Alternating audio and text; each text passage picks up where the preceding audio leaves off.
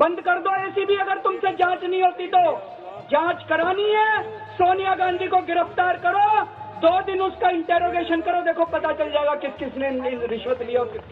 नमस्कार दोस्तों, आप सभी जानते हैं कि अरविंद केजरीवाल का राजनीतिक सफर किस तरीके से शुरू हुआ था। यहीं रामलीला मैदान से ये सफर शुरू हुआ था, जहां पर भ्रष्टाचार के खिलाफ, हम कहें कि कांग्रेस सरकार के भ्रष्टाचारों के खिलाफ एक बड़ी मुहिम को शुरू किया गया था और वहीं से जन्म हुआ था अरविंद केजरीवाल का। आप सभी जानते हैं कि जिस तरीके से ईडी ने अरविंद केजरीवाल को शराब घोटाले में गिरफ्तार कर रखा है, इसी को देखते हुए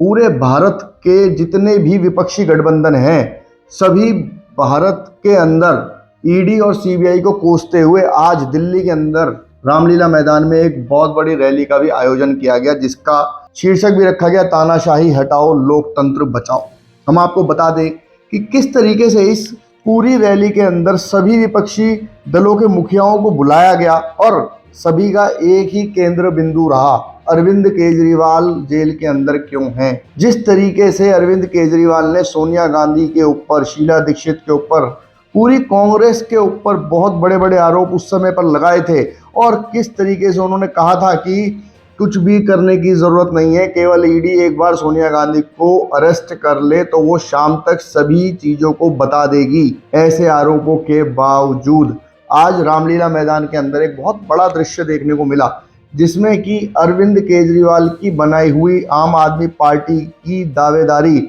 सीधे सीधे सुनीता केजरीवाल ने आज पूरे देश के सामने रख दी, जिसमें कि केवल और केवल सौरभ भारद्वाज मंच का संचालन करते हुए दिखाई दिए, लेकिन आतिशी कहीं भी नहीं दिखाई दी। आतिशी बाद में आई। और एक बात आपको बहुत रोचक हम आपको बताएं कि जिस तरीके से रामलीला मैदान में नेताओं के पहुंचने का सिलसिला चल रहा था, तो सुनीता केजरीवाल भी किसी और आम आदमी पार्टी के नेता के साथ नहीं, बल्कि पंजाब के मुख्यमंत्री भगवंत मान के साथ पहुंची। इससे साफ समझ आता है कि उन्हें भी अब वीआईपी कल्चर की अहमियत पता है और उन्हें पता है कि किस तरीके से वीआईपी कल्चर उन्होंने अभी तक अरविंद केजरीवाल के साथ भी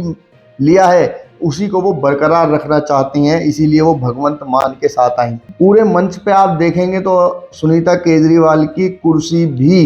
फ्रंट रो में सोनिया गांधी के साथ वाली कुर्सी थी। राजनीति के अंदर हर चीज का बहुत बड़ा महत्व होता है, कौन कहाँ किसके साथ बैठा है, इससे पता चल जाता है कि उसकी कितनी बॉन्डिंग है उस व्यक्ति के साथ। आज सुनीता केजरीवाल बात करती हुई भी देखी गई सोनिया गांधी के साथ। जिस तरीके से वो बात कर रही थी, उस तरीके से महसूस हो रहा था कि सोनिया गांधी और अरविंद केजरीवाल की धर्मपत्नी सुनीता केजरीवाल के बीच बहुत कुछ बड़ा चल रहा है। भारतीय राजनीति को देखते हुए बहुत आगे बदलाव हो सकते हैं, क्या हो सकते हैं, ऐसा भी हो सकता है कि अरविंद केजरीवाल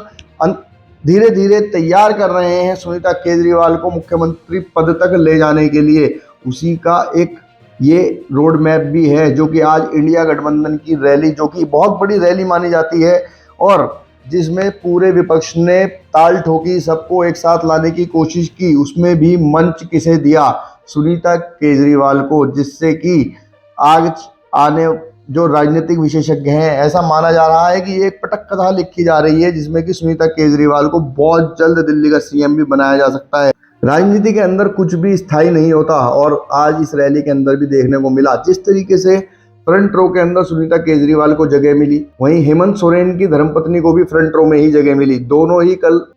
एक दूसरे से मिल चुके थे। हेमंत सोरेन की धर्मपत्नी और अरविंद केजरीवाल की धर्मपत्नी एक दूसरे से कल ही मिले थे और उनके बीच में भी कुछ ना कुछ बातें हुई होंगी। एक तस्वीर भी सोशल मीडिया पर बहुत ज्यादा वायरल होगी, अभी नहीं हो रही है लेकिन अभी कुछ ही समय के अंदर सोशल मीडिया पर वायरल होनी शुरू हो जाएगी, जिसमें कि सोनिया गांधी और अरविंद केजरीवाल की धर्मपत्नी सुनीता केजरीवाल आपस में कुछ बातें कर रहे हैं और ऐसा महसूस हो रहा है कि उनकी कोई ना कोई विशेष रणनीति चल रही है आने वाले राजनीतिक घटनाक्रम को लेकर, जिसमें कि ऐसा भी माना जा रहा है कि बहुत जल्द सुनीता केजरीवाल सीएम पद की शपथ भी ले सकती हैं। आज की रैली में जिस तरीके से सुनीता केजरीवाल ने अरविंद केजरीवाल का लिखा हुआ, ऐसा कहा गया कि उनके माध्यम से भेजा गया जनता के नाम संदेश आज पढ़ा, इससे महसूस होता है कि जितना बड़े प्लेटफॉर्म पर आज सुनीता केजरीवाल ने जनता के बीच में बोलने की कोशिश की, पहली बार उन्होंने इतनी बड़ी रैली को भी संबोधित किया, उसी से अंदाजा लगाया जा रहा है कि कहीं ना कहीं सुनीता केजरीवाल आने वाले समय में लोकसभा चुनावों के लिए इंडिया गठबंधन की स्टार प्रचारक हो सकती हैं, क्योंकि उनके साथ पूरे देश का एक सिंपैथी मोड भी कैश करने की कोशिश इंडिया गठबंधन कर सकता है, क्योंकि इंडिया गठबंधन को पता है जिस तरीके से अरविंद केजरीवाल की लोकप्रियता है और वो देश की राजधानी के मुख्यमंत्री हैं, उसको कैश करने के लिए सुनीता केजरीवाल को फ्रंट में रखकर ही राजनीति को अगर आगे बढ़ाया जाएगा तो देश सिंपैथी मोड में कहीं ना कहीं कुछ वोटों को ट्रांसफर कराने में सुनीता केजरीवाल इसमें मदद कर सकती हैं। शायद इसीलिए कोई रणनीति की बात सोनिया गांधी और सुनीता केजरीवाल के बीच में चल रही थी। अखिलेश यादव ने भी बहुत बड़ी बात बोली। उन्होंने कहा कि आज दिल्ली के अंदर जितने भी नेता आए हैं, अब दिल्ली उनका है। दिल्ली के अंदर जो नेता आज आ रहे हैं, दिल्ली में बहुत जल्दी ये सरकार बनाएंगे, और जो आज दिल्ली से बाहर हैं वो दिल्ली की सत्ता से बाहर हो जाएंगे। ऐसे ही तेजस्वी यादव, राहुल गांधी, प्रियंका गांधी ने भी 5 मांगों को रखते हुए इंडिया गठबंधन की रैली का समापन किया, जिसमें कि उन्होंने बहुत बड़ी बड़ी मांगे भी रख दी, जिसमें कि चुनाव आयोग से उन्होंने अपील की है कि वो सभी को समान अवसर दे। इनकम टैक्स, ईडी और सीबीआई की कार्रवाइयों को तुरंत रोक दिया जाए। हेमंत सोरेन, अरविंद केजरीवाल की तुरंत रिहाई हो। आर्थिक जो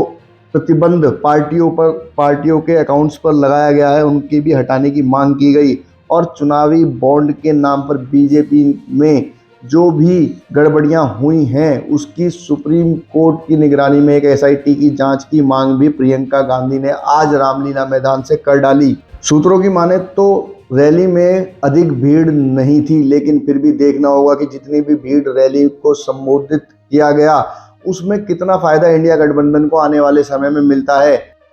अगर आपको ये जानकारी अच्छी लगी हो तो हमारे चैनल को सब्सक्राइब करें, वीडियो को ज़्यादा से ज़्यादा शेयर करें और ऐसी खबरों के लिए हमारे साथ जुड़े रहें। धन्यवाद।